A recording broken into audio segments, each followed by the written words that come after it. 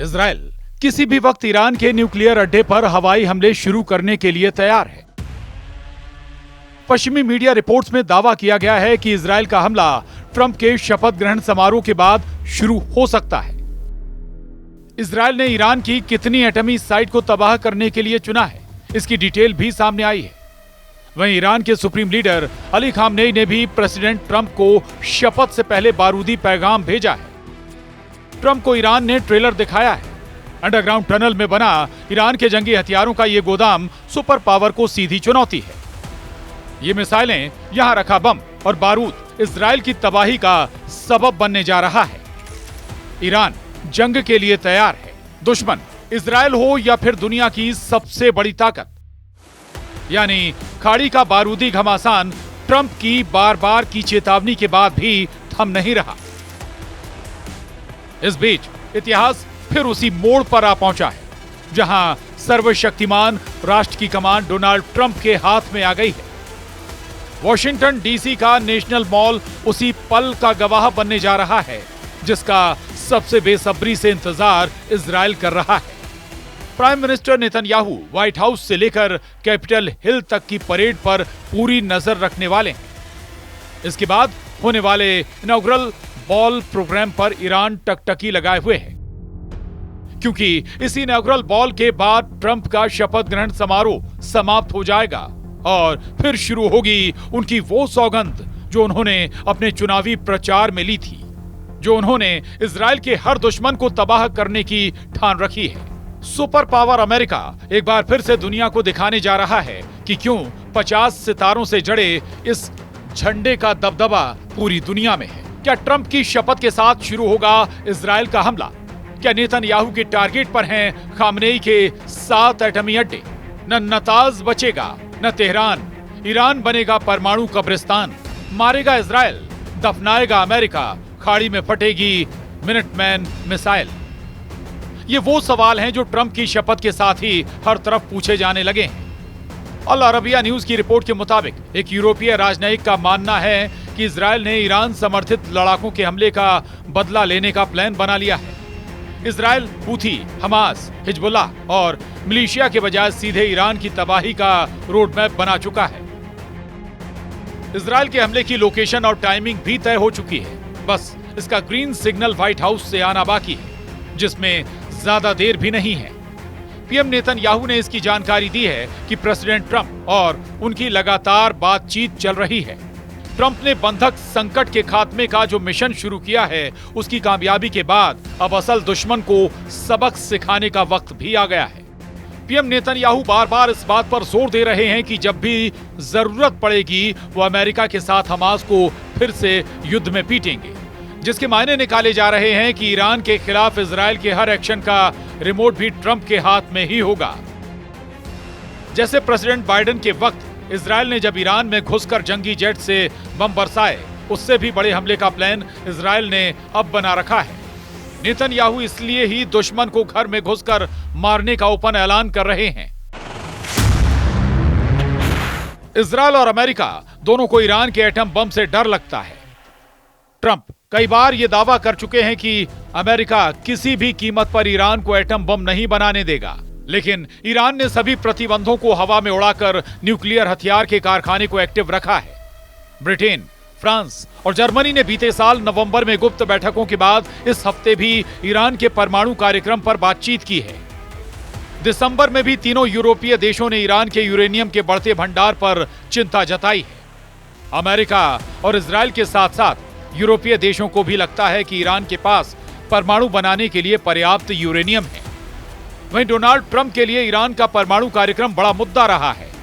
पश्चिमी media report में दावा किया जा रहा है कि ट्रंप की लीडरशिप में तेहरान पर अमेरिका का सीधा हमला ईरान के परमाणु ठिकाने पर मुमकिन है। इसमें हथियार इजराइल के होंगे, सैन्य सहायता सुपर पावर देगा।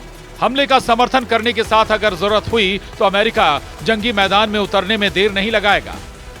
हालांकि इजराइल और अमेरिकी जानकारी में ईरान के परमाणु बमों के जो ठिकाने हैं, उसके अलावा भी कई साइट्स हैं जिससे दुनिया अब तक अनजान है।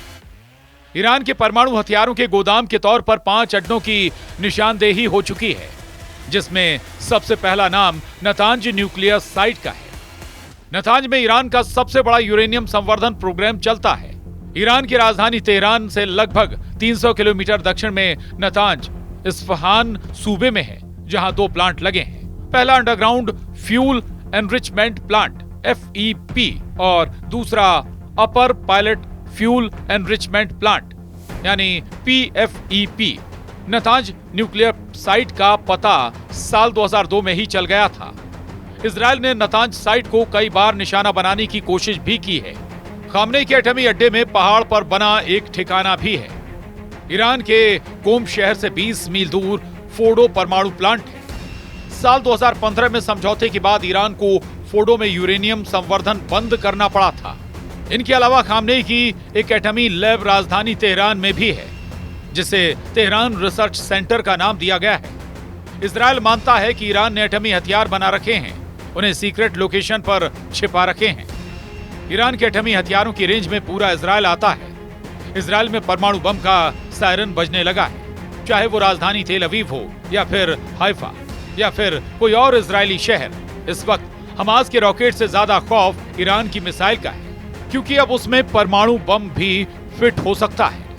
अमेरिका दावा कर रहा है कि ईरान के पास अब इजरायल तक पहुंचने वाली मिसाइल भी है और उसमें लगाने के लिए एटम बम भी ईरान के परमाणु ठिकानों को लेकर IAEA यानी अंतरराष्ट्रीय परमाणु ऊर्जा एजेंसी की एक बहुत ही सीक्रेट रिपोर्ट ने इजरायल और अमेरिका को बहुत ज्यादा डरा दिया है।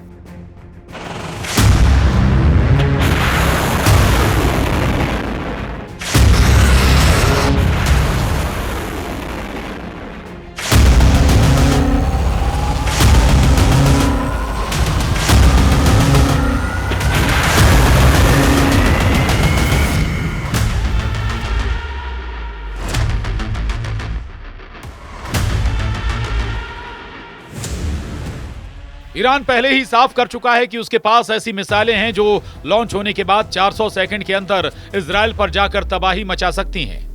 ईरान अब हाइपरसोनिक मिसाइल तैयार कर चुका है। उसकी बैलिस्टिक मिसाइल को इजरायल आयरन डोम से नहीं गिरा सकता और ईरान का दावा है कि इजरायल हो या फिर अमेरिका का मिसाइल डिफेंस सिस्टम, उसकी मिसाइल के खिलाफ कोई दीवार काम नहीं करेगी। इस वक्त ईरान के परमाणु कार्यक्रम को लेकर जो खबरें हैं, उसे लेकर सबसे सीक्रेट परमाणु अड्डे पर सबकी नजरें हैं। ज्यादा बेहतर क्वालिटी यानी बम बनाने के लिए बेहतर यूरेनियम, ईरान के परमाणु प्रोजेक्ट की प्रोग्रेस रिपोर्ट के तौर पर सैटेलाइट तस्वीरें भी जारी हो चुकी हैं। इजरायल के पास एटम बम है, इससे कोई इनकार नहीं करता। दावे के मुताबिक आज की तारीख में इजरायल के शांत रेगिस्तान में नेगेव परमाणु रिसर्च सेंटर है, जहां ताकतवर हथियार बनाने का काम किया जाता है। Stockholm International Peace Research Institute के मुताबिक इजरायल के पास करीब 90 परमाणु बम हैं, जो पूरे पश्चिम एशिया को पिघली हुई रेत में तब्दील कर सकते हैं। ट्रंप के बारे में यह भी जग जाहिर है कि वो धमकी के बजाय धमाका करना पसंद करते हैं। ईरान की कुड्स फोर्स के सुप्रीम कमांडर सुलेमानी को मौत के घाट उतारना हो या फिर बात पर खाड़ी में बारूदी धमाके कर दहलाना, ट्रंप ने कभी भी देर नहीं लगाई है। ऐसे में अब ईरान ने अगर एक भी गलती दोहराई तो परमाणु बमों के फटने का सिलसिला शुरू होगा। नरसंहार के हथियारों के इस्तेमाल से यह महायुद्ध पूरी दुनिया के लिए हानिकारक बनेगा।